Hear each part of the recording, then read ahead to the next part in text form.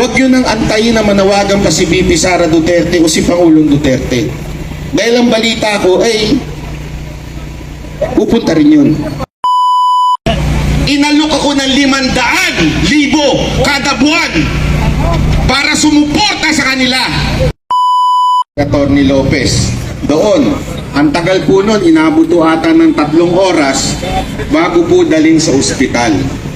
Alam nyo, hindi na po ito usapin ng politika, Duterte o Marcos. Ito'y makatao na po. Kung ang isang tao, kahit sino pa yan, kahit ano kulay niyan, kita mo na nakabulagta, tutulungan mo na yan. Di ba? Hindi yung kung ano-ano pang sasabihin mo dahil ganito. Una-una, hindi naman po kriminal si Atty. Lopez. Siya po ay isang resource person. Kaya nga po, paulit-ulit sinasabi ni VP Sara Duterte, yung karapatan naman noon. Ako po, marami nagsasabi sa mga social media, tinatanong nila, dapat nang manawagan si VP Sara Duterte ng People Power o kaming mga vlogger. Alam niyo po mga kababayan, hindi na namin kailangan manawagan. Yan po ay nasa karapatan natin. Nasa Article 3 ng Konstitusyon yan, Bill of Rights. Ang karapatang magtipon-tipon at ipahayag ang kanilang saloobin sa nangyayari sa bayan natin. Hindi na ho ito usapan ng Duterte at Marcos. Ito po'y usapan na ng pang-aapi sa bawat Pilipino. Hindi na ho natin gustong usapan natin na kailangan mawala si Marcos. Hindi ho. Bawat isa sa atin ninanakawan ng mga congressman natin. Alam natin yan. Bakit? Ang yaman ng Pilipinas pero mahihirap tayo. Saan kayo nakakita na sobrang yaman ng bayan mo pero mahirap tayo? Bakit? Dahil nasa bulsa ng mga congressman. Tapos masaya kayo sa 1,000 ibinibigay sa inyo, 1,000,000 ang ninanakaw sa bawat isang tao. Anong klaseng bayan meron tayo? Di ba nakakalungkot po yun? Hindi na ito Duterte Marcos tayo na ang inaapi dito, bawat Pilipino. Hindi na namin kailangan manawagan sa inyo na sumama kayo sa amin dito, pumunta kayo dito, suportahan si VP Sara. Hindi ho. Inapi na ho tayo. Alam nyo, para sa akin, personal ito. Alam nyo kung bakit? Ako ho nadali. Inalok ako ng 500,000 kada buwan para sumuporta sa kanila. Nung tinanggihan ko, ano meron? Kaso! Etong linggong to pupunta ako sa Legazpi para harapin ang kaso ko. Bakit? Hindi na ako pumayag sa 500,000 kada buwan. Sana natutulog na lang ako Nagigits niyo yun? Pero hindi kaya ng konsensya ko na batikusin si VP Sara Duterte na walang dahilan. Sana kung tarantada yun okay Araw-araw natin banatan, pero hindi ho tama Hindi ho ako nagpapaka-righteous, nagpapakabanal. Kailangan ko yung pera. Pero masama na ho yun Isipin nyo, kaninong pera yung mapupunta sa akin? Pera ninyo. Sa inyo galing yun. Di ba ho, sa inyo po galing yun. Kukunin ko para siraan lang ang mga Duterte. Kaya nakakalungkot yung mga vlogger dyan na dating sumusuporta sa Duterte. Pumupunta pa kayo sa EDSA? Di ba pumupunta pa kayo sa EDSA? Tapos kayo sisiraan nyo si Duterte? Tama. Tama. Sa halagang magkano?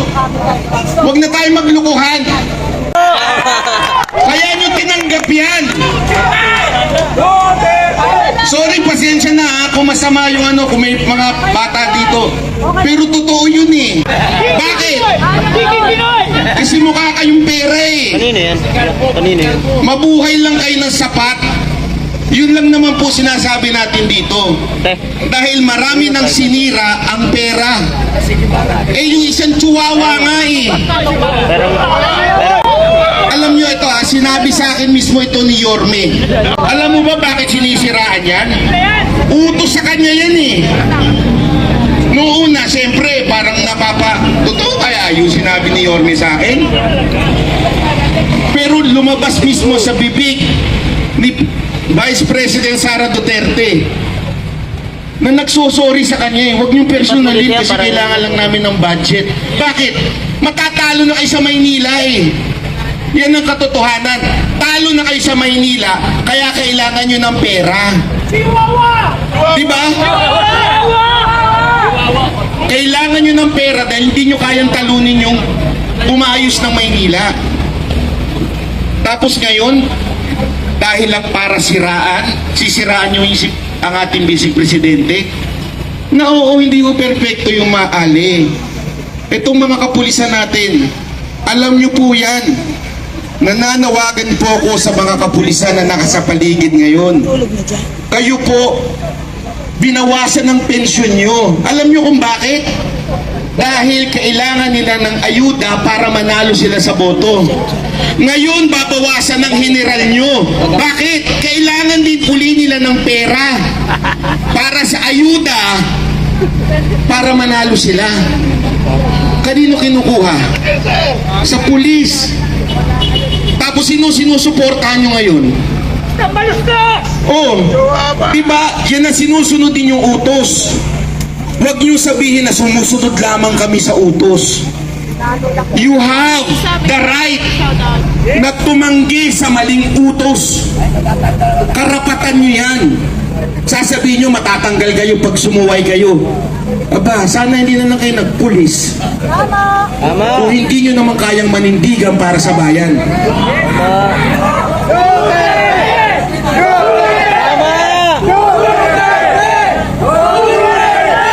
Mga kababayan, isang paalala lamang po sa atin lahat. Sana po ay magawin natin itong mapayapa. Kasi yun po ang kahilingan ng ating Pangulong Duterte. Mapayapa at legal na paraan. Ulitin ko, Tore, ha? Legal na paraan. Tangina, demanda ka na naman sa akin dyan eh. Legal na paraan. Matahimik. Legal na paraan. Ulitin ko, ha? Kakasuhan mo na naman ako citation dito. Legal na paraan. Ano po yun?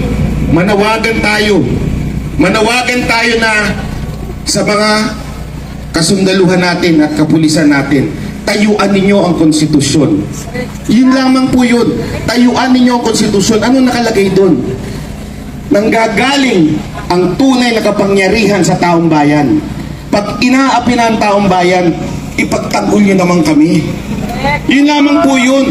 Mga kapulisan, mga sundalo, pag inaapi na po kami, karapatan ninyo na ipagtanggol ang bawat Pilipino.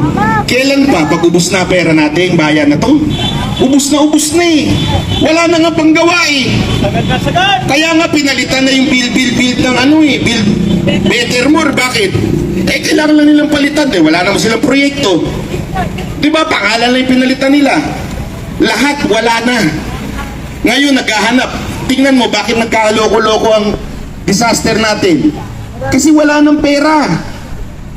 Asa na yun? Nandun sa bagong tawag sa panunuhol. Ano yun? Ayek at saka yung akap na yan, di ba? Yan yung bago eh. So sinusuhulan tayong mga Pilipino para iboto uli sila at muli silang magnakaw. So mga kababayan, ulitin ko po sa mga OFW, alam ko mahirap umuwi dito. Pero kung kaya ninyo, gawin ninyo para sa bayan nyo. Kasi baka mamaya, pag uwi ninyo, bulok na ang Pilipinas. Yun lamang po. Gusto ko lang magpasalamat ha. Wala ho dito, banatero sila, ano yan, hindi. Lahat po ng mga vloggers dito, ina-acknowledge po natin. Suportahan po natin silang lahat. Lahat po. The mere fact na hindi ho sila nagpapabili sa kabila. Tama. Mahirap po yun. Ang laking pera meron sa kabila eh. Correct. Yung dating nakatira lang sa kubo, sana nakatira? Kondo. Sa kondo na eh. Correct. Alam nyo, hindi ko na lang papangalanan yung kalbo na yun ha. Nagkita kami nun eh. Yung sa Manila. Yung nag-aasar-asar ko yun eh. Sabi ko, anak ka ng weteng. Standby. Dati lang, hindi kasi hindi ganyan. Picture ng tapo Porkit tayo, mga puno-puno ka ng kaso, babaluktot ka. Alam ko po yung bakit. Puno na ako ng kaso eh. Ilan na kasong dinadaanan ko ngayon. Ubus na pera ko sa kakakaso na yan. Pero bakit? Kasi para sa bayan eh. Yun po ang totoo dyan. Hindi po, ulitin ko ha, wala akong planong tumakbo. Wala ang planong tumakbo ang buong grupo ko. Para lang talaga kami sa bayan. Para lang, kasi wala ho eh, mamamatay tayong lahat. Tama mali, sino dito hindi mamamatay? Meron ho ba dito hindi mamamatay? Pwede ba ako sumama sa lihin nyo? Hindi, biro lang ha. Di ba lahat naman po tayo mamamatay? Darating tayo, harap tayo sa Panginoon. Anong ginawa mo? Anong ginawa mo nung nasa lupa ka? Pinaglaban mo ba yung mga kababayan mo? Sino ho dito ang namili ng bansa nung pinanganak? Sige ha, meron ba dito? Nung nasa tiyan kayo, sinabi niyo sa nanay niyo, ayoko dito sa Pilipinas, gusto ko sa Japan. Wala, di ba? Lahat tayo, wala hong choice. Pinanganak tayo sa Pilipinas. May dahilan yan. Upang mahalin mo ang bayan mo. Hindi disgrasya na pinanganak ka sa Pilipinas. Pinanganak ka sa Pilipinas upang ipaglaban mo ang Pilipinas. Tama. Masarap pumunta sa ibang bansa. Sino ang nagpupunta dito sa ibang bansa? Di ba ang sarap? Hindi ba sa inyo nakapagtrabaho sa ibang bansa? Pero hanggang gano'n na lang ba tayo? Hanggang gano'n na lang ba tayo na every December nangangarap tayo pumunta sa Japan, pumunta sa ibang bansa? Kasi bakit? Ang ganda ng bayan nila eh. Hanggang gano'n na lang ba tayo? Hindi ba tayo mangangarap na someday, sana yung bayan natin katulad ng Japan, katulad ng Korea, Singapore, di ba? KOJC. Pero po, totoo naman yun, napakaganda sa loob ng KOJC. Sana po, ganun lang, ipaglaban po natin. Okay? Tuloy-tuloy lamang po tayo dito sa mga kababayan nating nanonood dyan. Walang uwi at pumunta kayo dito. Pumunta kayo dito. Huwag nyo nang antayin na manawagan pa ang mga vloggers sa inyo. Pumunta na kayo dito. Sumaglit kayo dito. Huwag nyo nang antayin na manawagan pa si VP Sara Duterte o si Pangulong Duterte. Dahil ang balita ko ay pupunta rin yun. Bali-balita lang naman. Hindi ko pa naman sinasabing totoo yun. Pero sana ho pumunta po tayo. Ipahayag lang natin na mga congressman, ang kapangyarihan nyo nang gagaling sa mga Pilipino. Yun lang. Ang kapangyarihan nyo ay galing sa amin. So parang awa na, tama na yung pagnanakaw nyo. Tama na. Parang awa nyo, tama na. Ubus na ang pera ng Pilipinas. Kailan pa kayo tatayo? Pag kumakain na kayo ng bubog? Thank you po. Hindi, o tanong mo siya, kailan pa ho kayo babangon? Yun, ang tanong dyan kailan pa kayo babangon? Ingat din po kayo dyan. Pag wala na, walang-wala na tayo, sobrang hirap na natin. Ngayon nga, sobrang hirap na natin eh. Alam niyo, ang ganda nung sinabi ni VP Sara Duterte. Di ba tinanong siya kung mananawagan siya? Ang sabi niya, mahirap kasi ngayon lumabas kung mga tao dahil naghihirap. Tama siya na balik. Tama siya na naghihirap talaga ang Pilipinas. Pero sa akin, habang naghihirap tayo, mas may dahilan pa nga tayong lumabas para ipakita natin, tama na pag nanakaw nyo, kawawa naman na kami. Ubus na pera ng bayan natin. Diba? Anong itsura ng Pilipinas ngayon? Puro hukay, puro traffic, kurap na mga enforcer. Di ba kayo nahihiya nun?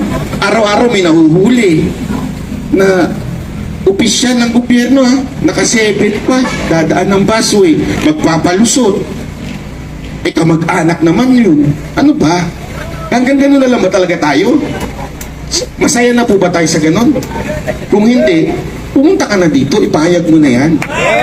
Yun lamang po. Maraming salamat po. Ako po si Banat Bay. Maraming. Alright, palagpakan po na rin si Banat Bay. Tambay lang Yan po po tayo. kita po ninyo. Supposed to be, kung tinanggap niya yung 500,000, dapat yan natutulog na ngayon. Pero tinanggihan niya, yun, punong-puno ka ng kaso ngayon. Okay. Alright. So ngayon, isa po itong ordinaryong tao lang lumapit sa akin at sabi niya, pwede ko rin pag-ihayag yung aking damdamin. Dito po, wala pong kinalaman ng estado mo dito kung ano natapos mo. Ang importante yung diwa ng pagkakaisa at alam mo ang layunin kung bakit ka nandito. I-welcome po natin si Roselito Sarte. Galing pa po ng Mindanao ito. Yan. Go. Magandang gabi, mga kababayan. Magandang gabi sa bayan ng Pilipino. Yun! Tulad ninyo, ako isang ordinaryong mamamayan. Ordinaryong mamamayan na apektado ng bulok na sistema ng administrasyon. Papayag ba tayo ng ganun? Tingnan niyo sa Kongreso. Ang mga nakaupo, mga MP, baliktad na ang sistema. Ang mga MP ang nanguhusga sa mga opisyal ng ating kapulisan. Tama ba yun? Diba? Ngalay sa dito. Ngayon, Ngalay. Ayusin mo yan. kailan pa ba tayo kikilos? Pangit yan. Kailan pa ba kikilos ang sambayan ng Pilipino para ibagsak ang bulok na sistema ng administrasyon? Ako isang tubong Mindanao. Buong pusong maninindigan para sa bayan, para sa mga Duterte. Buong Mindanao, suportado ang mga Duterte. Kung malapit lang ang Mindanao, sigurado ako, wala nang paglalagyan ngayon dito. Punong-puno na tayo. Pumunta ako dito. Gustong-gusto kong makapagsalita. Halos araw-araw, nanonood ako sa mga video ni Banat Bay. Doon natin makikita bias na ang nangyayari sa Kongreso. Baliktad na ang sistema. Part 2 na to guys ha. Ang ating mga abogado, mga opisyal ng gobyerno, matitinong opisyal ng gobyerno, mga opisyal ng kapulisan, hinuhusgahan ng mga MP. Mga MP na nagtatago sa pagiging isang kongresista. Mga Bisaya, ako'y nananawagan. Musugot ba mo ngay nganiyon lang ta? Dili! Papayag ba tayo na gaganunin lang tayo? Inaapakan na tayong mga Pilipino ng mga sakim sa Kongreso. Kailangan na natin kumilos, tuldukan na natin ngayon. Dahil kapag natuldukan natin yan, mapuputulan ng sungay ang mga kongresistang sakim